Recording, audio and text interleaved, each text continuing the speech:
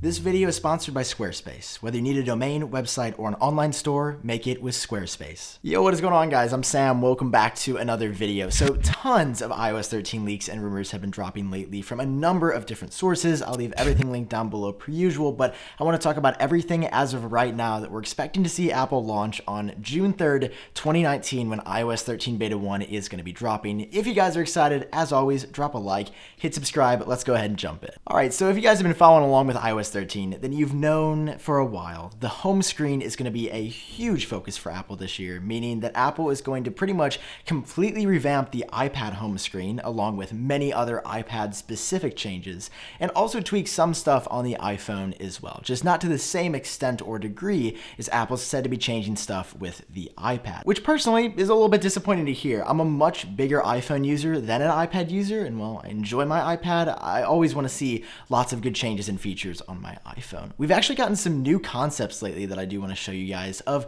what this home screen redesign could look like. Unfortunately, Bloomberg, who shared a ton of the details in this video, has not really given us a concrete look at this redesign. Along with the home screen, CarPlay, that UI, also said to be getting a very similar, pretty dramatic refresh as far as the home screen goes, and we still don't know what that looks like either. I find it interesting though, a lot of people haven't really been asking for a home screen redesign, but Apple's giving it to us anyway. Personally, I'm really excited for it. Let me know what you guys think about a home screen refresh down below. I know what we've been waiting for. I know the one thing that we all want for iOS 13 is dark mode, and actually, that's coming. Two independent sources now, Bloomberg and somebody who writes for XDA developers and Android dev site, have said that iOS 13 is getting dark mode. Not maybe, not probably.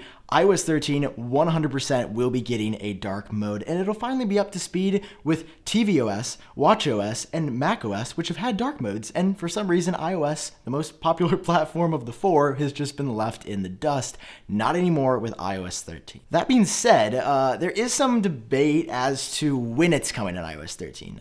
Bloomberg made it sound like it was going to be coming in the beta, in iOS 13 Beta 1, again dropping on June 3rd.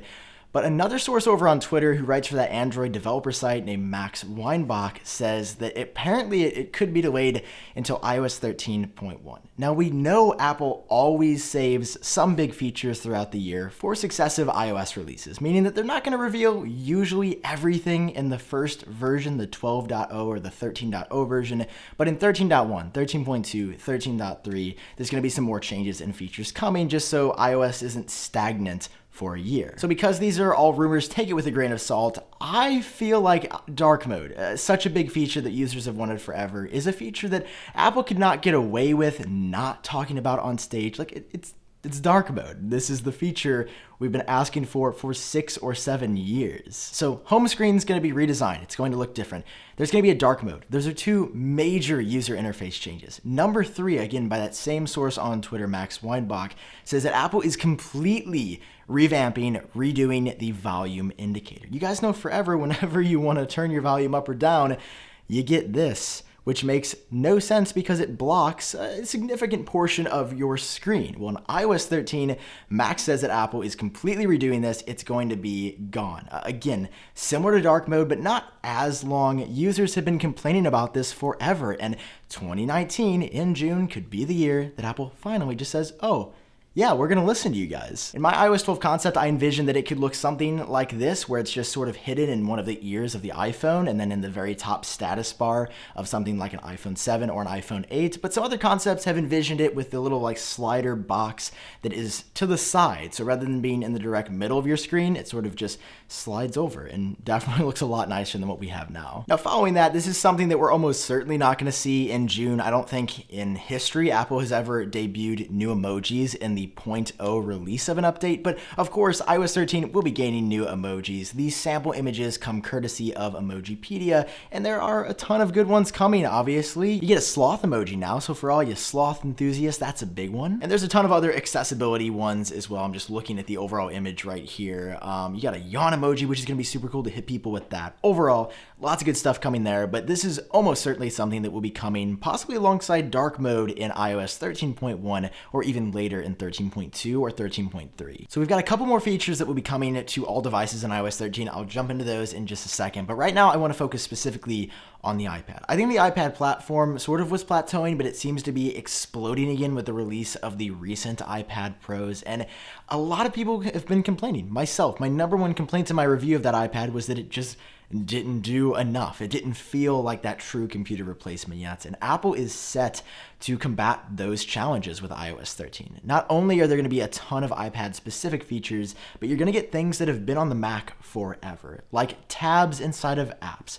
Why you can't do that on iOS already, I don't know, but you'll finally be able to have like multiple windows of the same app open in the same place. And on top of that, if that wasn't enough productivity for you, you'll also be able to run two different versions of the same app side by side. Again, one of those things, if I want to work on two Pages documents or two Microsoft Word documents side by side, why do I have to use two different apps? That's a big problem that Apple is gonna be solving. I hope they don't just leave us hanging like they have. And of course, we can't forget about everybody's favorite pencil, the Apple Pencil, of course. I actually really like the Apple Pencil. I kind of roast it from time to time, but the new one's really good. I like this a lot, and I'm hoping you're just able to do more stuff. I like with this pencil, you can double tap to switch tools.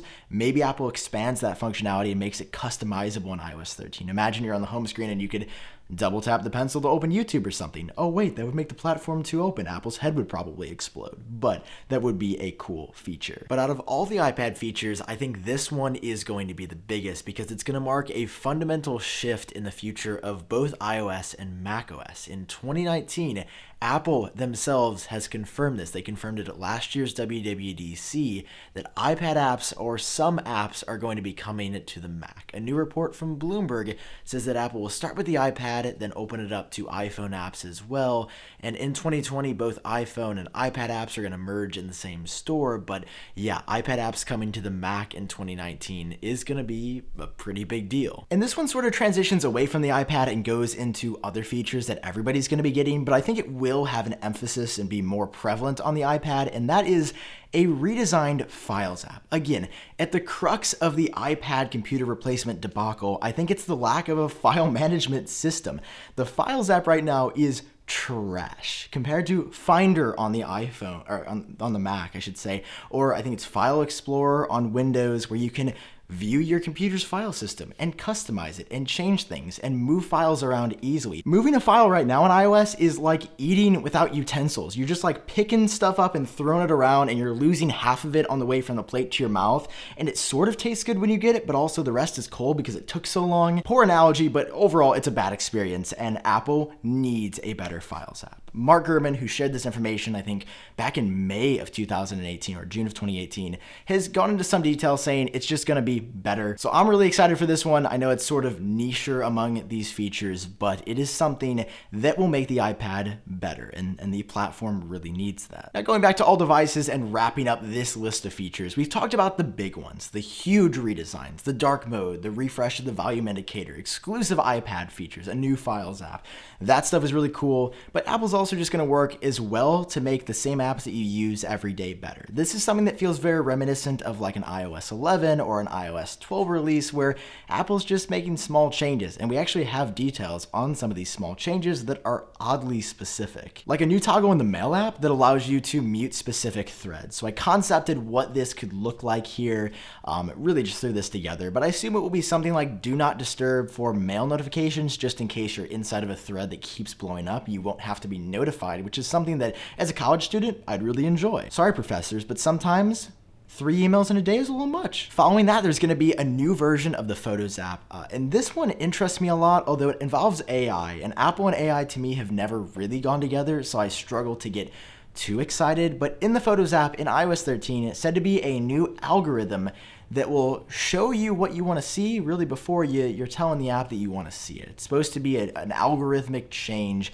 that will give you the content, the photos that you're looking for. Hopefully it improves search as well, like maybe you're going to search and it will automatically predict based on what you were just talking about in the Messages app, what you might want to look at in the Photos app, or a photo that you just referenced in an email which should pop up in Photos. I'm not sure if it will be anything along the lines of that. It might be totally different, but nonetheless, photo discovery hopefully getting better with the Photos app. And Safari, this is one that we have only heard just in the past couple of days, said to be getting faster and more efficient. So hopefully it will save you some battery when you're using it, and it will just be snappier. There's this big meme in the iOS community, like people say in every iOS update, the Safari gets snappier. It's just one I've picked up on lately. I'm a little bit slow for the memes at my old age. So we've got that app upgrade coming as well. And this one could be big. The improvements could come to macOS and Safari as well. And because I use Safari so much, I am really looking forward to this one. I don't think Safari's slow in any case, but if a website could load even a fraction of a second faster, that is considered great progress in the world of web browsing. But then again, there's also the argument for web browsers that the web is only as good as the websites that live in it. And that's why I partnered with Squarespace to tell you guys all about why you should check them out. I partnered up with Squarespace to bring you guys this video, and I love looking at a Squarespace website because they have such good